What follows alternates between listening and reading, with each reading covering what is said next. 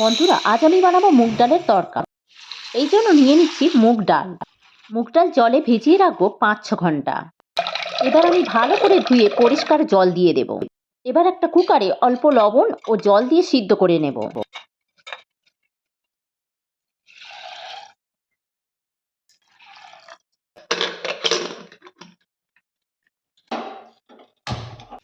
দেখুন, ডাল ভালো করে সিদ্ধ হয়ে গেছে। এবার একটা কড়াই বসিয়ে দিয়ে ভালো করে তেল গরম করে নেব। কড়াইতে একটা ডিম ভেঙে দিয়ে ঝুরো ঝুরো করে ভালো করে ভেজে নেব। আমার ডিমটা ভাজা হয়ে গেছে, এবার তুলে নেব। কড়াইতে তেল গরম করে দিয়ে দেব চিনি। চিনি লাল হয়ে এলে দিয়ে দিলাম তেজপাতা, শুকনো লঙ্কা, গোটা গরম মশলা আর একটু হলুদ। দিয়ে দিচ্ছি রসুন। এবার দিচ্ছি টমেটো কুচি। টমেটো ভালোভাবে ভেজে নেব। এবার দিয়ে দেবো পেঁয়াজ কুচি। সব কিছু ভালোভাবে মিক্স করব। এবার দিয়ে দেব লবণ।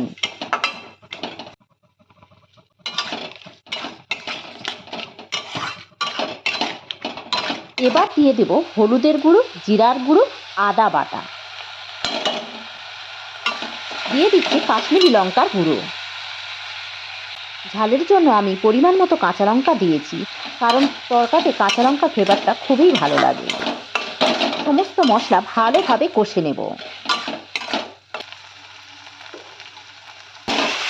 মশলা আমার ভালোভাবে কষা হয়ে গেছে। এবার দিয়ে দেবো কুকারে সিদ্ধ করা ডাল।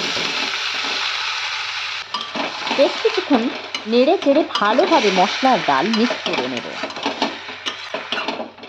ডাল সিদ্ধ করার সময় খেয়াল রাখবেন যাতে ডাল গলে না যায়। ডাল গলে গেলে কষতেও অসুবিধা হবে এবং খেতেও ভালো লাগবে না। ডাল গোটা গোটা থাকলে কড়ার গায়ে লেগে যাবে না, কষতে সুবিধা হবে আর খেতেও ভালো লাগবে। আমার কষাটা ভালোভাবে হয়ে গেছে, আমি এবার জল দিয়ে দেব।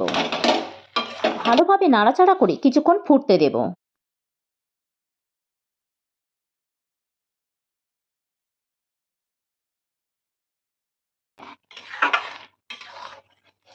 একটু নাড়াচাড়া করে দিয়ে দেব গরম মশলা।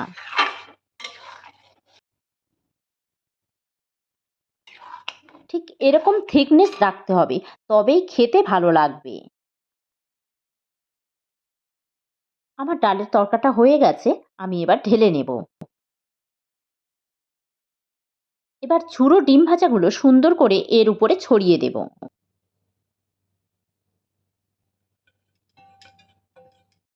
এবার দিয়ে দিচ্ছি একটু ধনেপাতা কুচি।